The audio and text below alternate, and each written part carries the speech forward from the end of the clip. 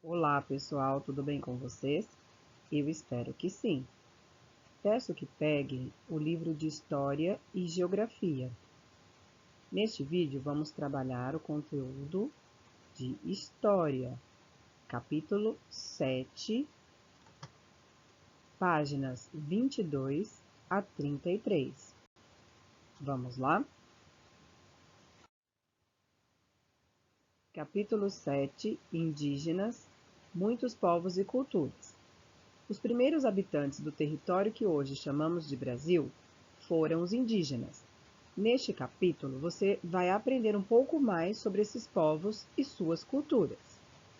Vamos conversar um pouquinho. Por que os povos indígenas são considerados os primeiros habitantes do Brasil? Se lembram que no capítulo anterior conversamos sobre isso? Pensem um pouco e vamos à resposta. Porque os povos indígenas foram os primeiros grupos humanos que chegaram à América. Segunda, por que é importante valorizar a cultura dos povos indígenas? Também conversamos sobre isso. As influências, a cultura, o que mais? Porque é importante valorizar as culturas dos povos indígenas. Vamos lá? Pois elas expressam conhecimentos antigos que influenciaram a formação do Brasil e aspectos da vida dos brasileiros. Importante isso, não é mesmo? Continuando. Povos indígenas do Brasil. Os povos indígenas são descendentes dos primeiros habitantes do continente americano e ocupam o território brasileiro há milhares de anos. Pesquisas mostram que as terras que hoje pertencem ao Brasil, no passado, eram habitadas por milhões de indígenas vindo de diferentes povos e culturas. Ao longo dos anos, no entanto, o número de indígenas diminuiu e muitos povos deixaram de existir. Existem aproximadamente 896 mil indígenas vivendo no Brasil. Eles se dividem em pouco mais de 300 povos.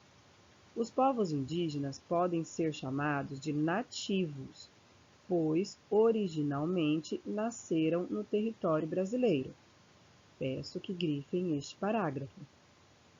No Brasil, esses povos também costumam ser chamados de índios, mas essa nomenclatura é considerada inadequada, pois surgiu de um engano cometido pelo navegador Cristóvão Colombo, que ao chegar à América em 1492, acreditava que estava nas Índias, nome dado às regiões da Ásia pelos europeus na época das navegações, cerca de 500 anos atrás. Por isso, ele chamou os habitantes encontrados aqui de índios. Nesta imagem, temos uma mulher indígena com adereços típicos da cultura indígena. Para ir além, definindo quem é indígena. O que define os povos indígenas? As roupas que usam, seu comportamento, suas tradições? Ou ainda o sentimento de pertencer a uma comunidade indígena? Segundo a Fundação Nacional do Índio, a FUNAI, existem algumas regras para classificar alguém como indígena. Uma delas é a autodeclaração, que ocorre quando uma pessoa tem a consciência da identidade indígena. Outra regra é quando o grupo de origem da pessoa reconhece essa identidade.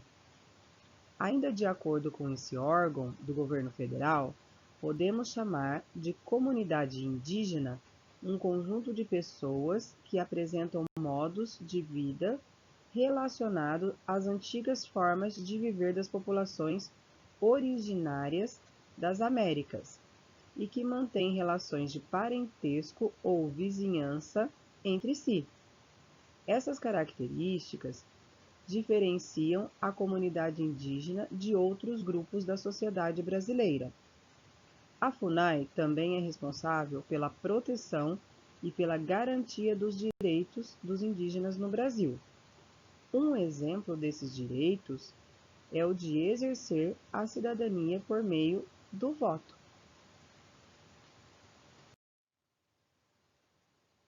Mapeando o mundo. Atividades para ser apresentadas no dia 3/7. Em 2010, o Instituto Brasileiro de Geografia e Estatística, o IBGE, fez um levantamento do total da população indígena no país. Os números foram obtidos por meio de pesquisa feita com os indígenas que vivem em terras indígenas, os TIs, e com as pessoas que se declararam descendentes dos povos nativos. Veja no mapa a seguir como se dividem os mais de 896 mil indígenas que vivem no território brasileiro. Número 1. Utilizando os dados do mapa, escreva nas linhas a seguir o número aproximado de indígenas no estado onde você mora. Pessoal, então vocês terão que fazer a leitura do mapa. Observem as cores, observem a legenda e o nosso estado, novamente. Estado de São Paulo. Então, nós temos a cor verde e na legenda temos que observar a cor verde para responder a questão. Entendido? Número 2. Quais estados possuem mais de 50 mil indígenas? Então, também vocês devem analisar a legenda e os estados no mapa e escrevam todos aqui na resposta. Qual é o estado brasileiro com maior número de indígenas? Então, também volte ao mapa e faça uma análise. Entendido? Essas atividades, então, serão para sexta-feira, dia 3/7, a correção. Na próxima página, na página 27, e os próximos exercícios serão somente para o dia 10/7. Vamos lá? A diversidade dos povos indígenas. Os povos indígenas que vivem no território brasileiro são bastante variados. Isso torna o Brasil um dos países com maior diversidade cultural do planeta. Para se ter ideia, hoje, calcula-se que sejam faladas mais de 200 línguas indígenas no Brasil. A maior parte dessas línguas vem do tupi e do macro-G. Mas há grupos indígenas que falam a língua portuguesa. Inclusive, muitas palavras faladas no nosso idioma possuem origem indígena, como maracujá, caatinga e caju. Além da língua, cada um dos povos indígenas possui costumes, crenças, vivências e conhecimentos diversos. Essas diferenças também podem ser observadas no modo de construir suas habitações. Algumas tribos constroem suas aldeias colocando as habitações em forma de U. Já outras tribos organizam as moradias em formato circular, como pode ser visto na imagem a seguir. Então, nós temos aqui uma vista aérea de uma aldeia, certo? Agora é com você. Usar a expressão índios para se referir aos indígenas é adequado? Justifique a sua resposta. Na página anterior, vimos essa explicação. Então, gostaria que vocês retomassem toda a leitura para responder aos exercícios. Continuando as atividades. Por que os indígenas brasileiros podem ser considerados povos nativos? Novamente, peço que façam a leitura das páginas anteriores. Lá vocês encontrarão essas respostas. Número 3. Marque um X nas alternativas que indicam os critérios utilizados pela FUNAI para classificar alguém como indígena. Realizar uma autodeclaração assumindo a identidade indígena? ser indicado por membros do governo, ser reconhecido pela comunidade indígena, morar em um território isolado, ser reconhecido pela população brasileira por meio de votação? Nesta questão, eu tenho mais de uma alternativa correta, certo? Número 4. Por que é correto afirmar que o Brasil possui vários povos indígenas? Também analisem com bastante cuidado o texto anterior para obter as respostas. 5. Quais elementos refletem a diversidade cultural dos povos indígenas brasileiros? Lembrem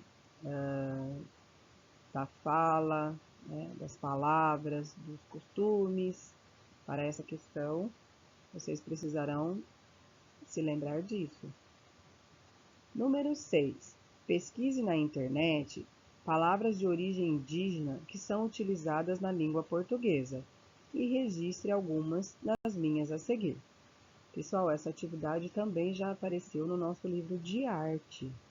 Então, não precisam ser muitas palavras, mas faça a pesquisa de pelo menos 4 palavras e escrevam aí na resposta de número 6. Entendido? Os rituais de passagem. Os rituais de passagem são cerimônias ou festas que representam mudanças relacionadas à vida das pessoas de uma comunidade. Por exemplo, em muitas sociedades existem rituais associados a todas as fases da vida, como gestações, nascimentos, casamentos e funerais. Vários povos indígenas possuem rituais de passagem que fazem parte das tradições e da cultura deles. A foto a seguir mostra um ritual realizado pelos indígenas Yaualapiti, o Tapanauana, também conhecido como a Festa do Peixe. Esse ritual é realizado por alegrar a aldeia. Os Cricati, da aldeia indígena São José, localizado no município dos Montes Altos, no Maranhão, realizam a tradicional festa do Ceveiro, para marcar a passagem da infância para a fase adulta. Nesse ritual participam pessoas, homens e mulheres, de 12 a 17 anos. Elas ficam trancadas durante 3 meses no ceveiro, uma casa bem pequena, feita de palha de palmeira. Neste período, só é possível ter contato com seus guias, geralmente líderes da aldeia, que ficam responsáveis por servir a alimentação e atender às outras necessidades dos jovens. Então, nesta foto, nós temos a realização de um ritual indígena, certo? Depois, os habitantes da aldeia são organizados em grupos que são identificados com nomes de animais de caça. Esses grupos são levados ao pátio da aldeia, onde fica o ceveiro, para a realização da festa. Lá, o líder faz um canto de agradecimento. Em seguida, os jovens pertencentes a cada grupo deixam o ceveiro e seus corpos são pintados com tinta extraída de frutos locais, jenipapo, do qual se extrai a tinta preta, e urucum, do qual se extrai corante vermelho. Já com as pinturas referentes ao grupo às que pertencem, os jovens são levados pelos líderes para um lugar mais afastado, onde ocorre outra cerimônia.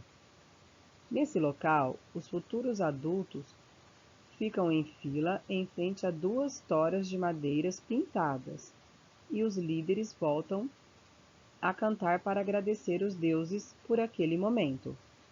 Os jovens são carregados nas costas por membros dos seus grupos até a sede da aldeia. As toras de madeira são levadas por 2 homens, que correm pela estrada em direção à aldeia. No caminho, a outra dupla pega as toras e as leva para a aldeia. Na sede da aldeia, os jovens se apresentam as jovens se apresentam vestidas para a última etapa do ritual. Líderes cantam e dançam diante dos novos adultos, posicionados em fila. Segundo a tradição dos Krikati, a partir desse momento, os novos adultos terão permissão para casar-se e participar de reuniões com as lideranças, mas continuam dependentes de suas famílias. Mais um exercício aí para vocês analisarem. Marque um X na definição de rituais de passagem realizados pelos povos indígenas. São 3 opções.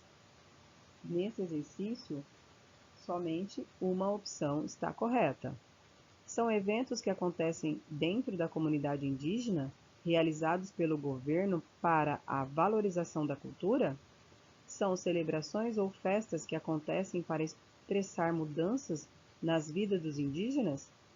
Ou são festas que acontecem fora da comunidade indígena com o objetivo de valorizar a cultura indígena? Então, marque somente uma alternativa, ok? Pessoal, na página 31, nós temos um trabalho que seria a construção de um infográfico com dados pesquisados sobre comunidades e povos indígenas. Porém, nós já montamos um trabalho, um cartaz, semelhante a esse nas nossas aulas presenciais antes da pandemia. Então, neste momento, nós não faremos essa elaboração de cartaz, visto que já trabalhamos isso no livro 1. Entendido? Para relembrar, os povos indígenas habitam o atual território brasileiro há muitos anos. Ao longo deste capítulo, você aprendeu mais sobre eles. O termo mais adequado para chamar os primeiros povos que viviam no Brasil e seus descendentes é indígena. A Fundação Nacional do Índio, a FUNAI, é o órgão responsável por proteger e promover os direitos dos povos indígenas no Brasil. Para ser considerada indígena, a pessoa tem que se autodeclarar indígena, ter consciência da identidade e ter essa identidade reconhecida por seu grupo de origem. Existem aproximadamente 896 mil indígenas vivendo no Brasil.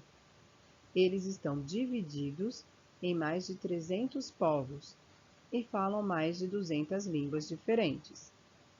Os rituais de passagem são cerimônias ou festas importantes que fazem parte da cultura e da tradição dos povos indígenas, marcando as suas vidas.